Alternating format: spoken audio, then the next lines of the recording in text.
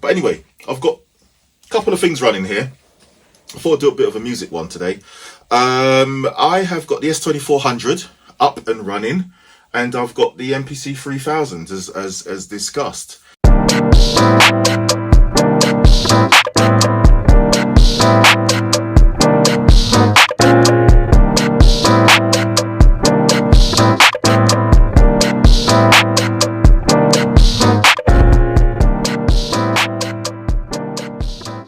Hey everyone, hope all is well.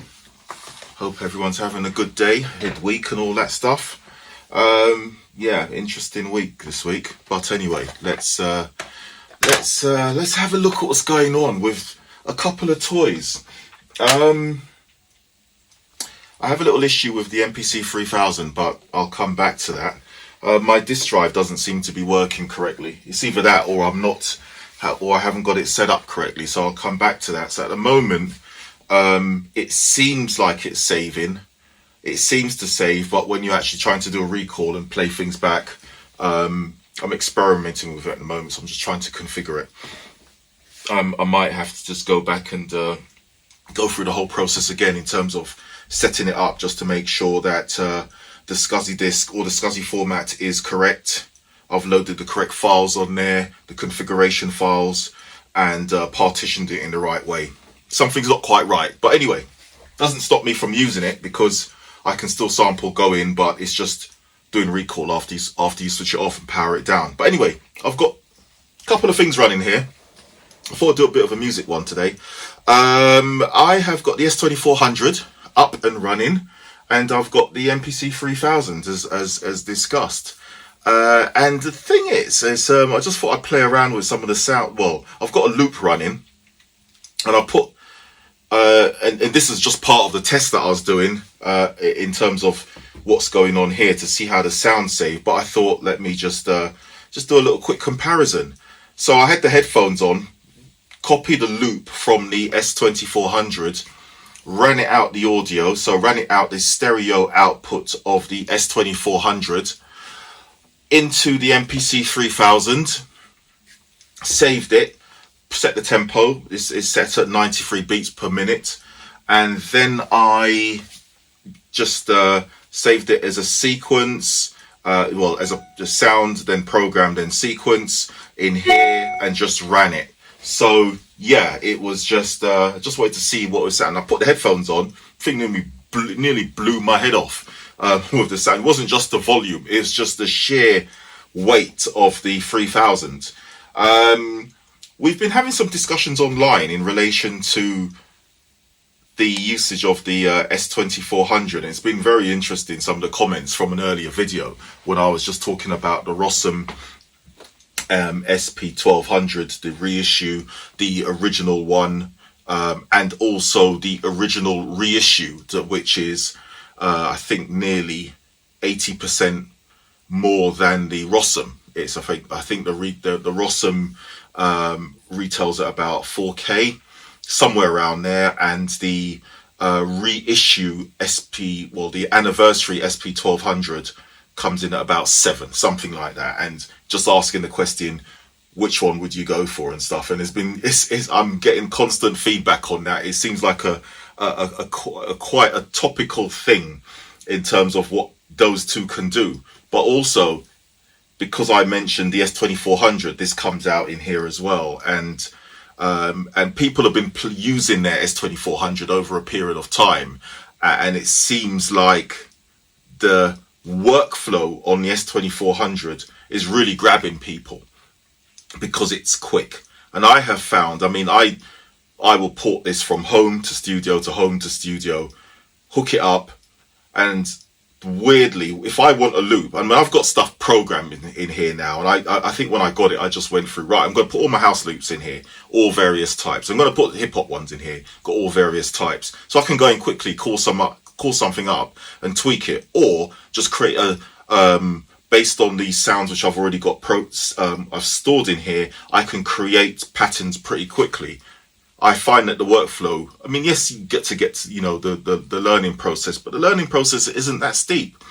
and I'm still reading on the videos some more stuff that it can do, but it seems like I've covered quite a bit just playing around with the S2400. So yeah, the conversation around the Rossum SP1200, the EMU SP1200 reissue and all that, and also the workflow of the S2400 is interesting. I'm loving that conversation right now, because personally I find that this is quite quick to get in and get something done. It is quick, and I've done song mode, and I did that quite early on. I haven't used it recently because I'll just chuck it in a program and chop it up and move it around and stuff. But the song mode works really well in here as well, so you can do a lot with this thing.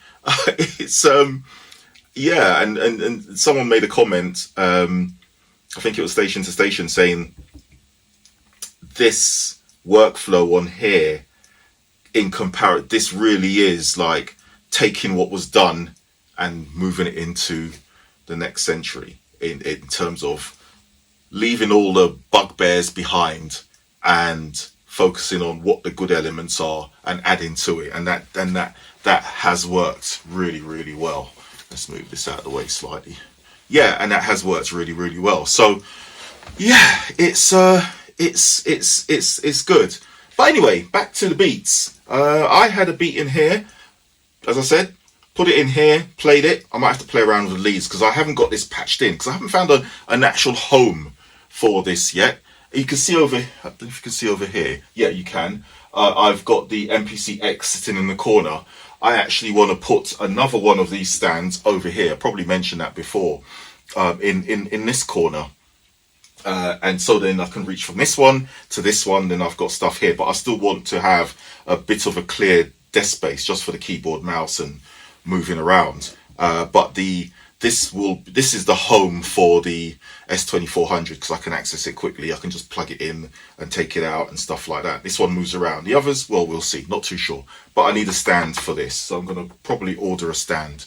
But anyway, so back to the beats. So here's the S2400. Then I'll tell the lead out, plug it into, I'll take the stereo out, lead out of here. I'll plug it into the MPC3000, play the beat on here, and just to see how it sounds. I don't know, on a video you may not hear the difference, but I'm not really sure if I'll hear the difference in the studio, but probably will. But let's have a play around with some sound today. All right, let the beat go. Here we go. Nice boom bap head nodding beat. Let's give it a bit of weight.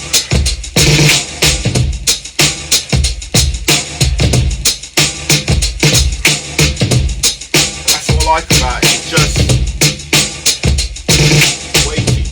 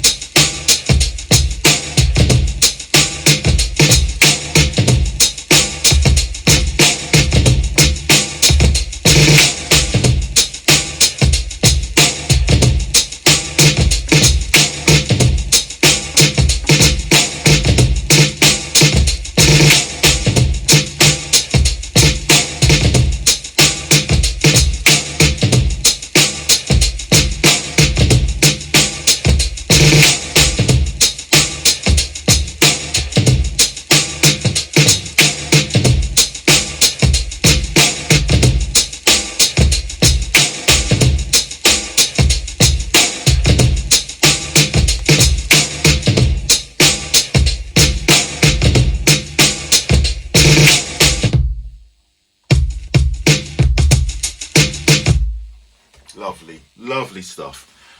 Nothing spectacular in there. I just played. I couldn't even remember what I programmed in there. Actually, I thought it was just one beat running, but didn't realize I actually had it across the pads. But anyway, so there you go. So now, I'm just going to take out the leads, shove it in here as a loop, and see what happens. Doing it hot. So sorry, excuse the noise. A bit naughty. Okay. Better turn this down just in case. Let's see where we are.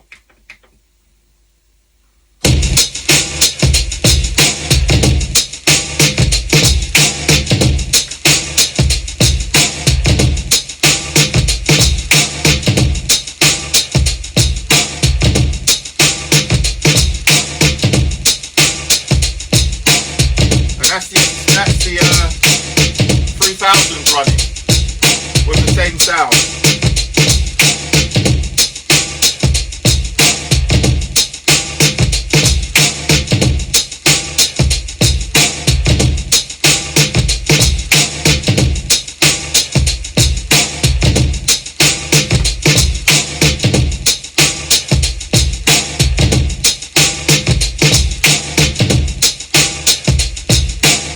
One thing I would say,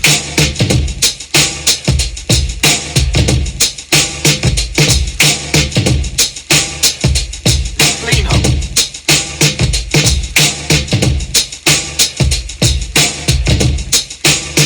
So, doesn't want to stop. Might need to check that. Maybe the contacts need adjusting. Right, so just on that, interesting. So the sound on here was, well, it was recorded, it was created on this one anyway. It was created on the 2400, copied it across. Now obviously this is just straight, this is 16-bit. I think I've got this in 12-bit mode, and this is in 16. Immediately I noticed that it was sharper and you could hear more of it. So this was a little bit dirtier, a little bit heavier, a little bit more on the mid and lower end, and this was just you had that big sound on the 3000. This is not a scientific experiment. I'm not doing a real comparison against the 3000, the 2400. I'm just having a bit of fun, just to see what happens when you put one loop into the other, and it's probably because I mean at some point I'll probably just play around with, oh yeah, what happens if I put the loop in here and I want to do something, I want to clean it up, or I want to add sounds to it which are 16-bit. I might do it in a 3000 or something, or even I just want to get the feel of the 3000. I'll just put it in here. But yeah, that was interesting. Just the sound was sharper in the 3000, bearing in mind the loop started, all the drum sounds, because it wasn't a loop, it was, you know, I can't put the leads back. Yeah, the drum sound started. Oops, sorry. I do have a buzzing issue and I need to sort that out. I haven't quite worked out what's going on yet. Yeah.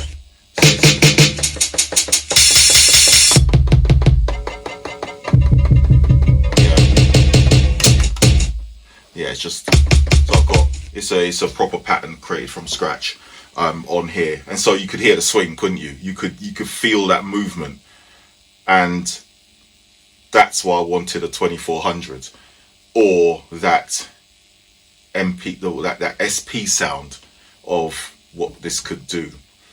So this really does live up to what you want it for, in terms of that boom bap, that swing, that movement, that heaviness. That this does it all.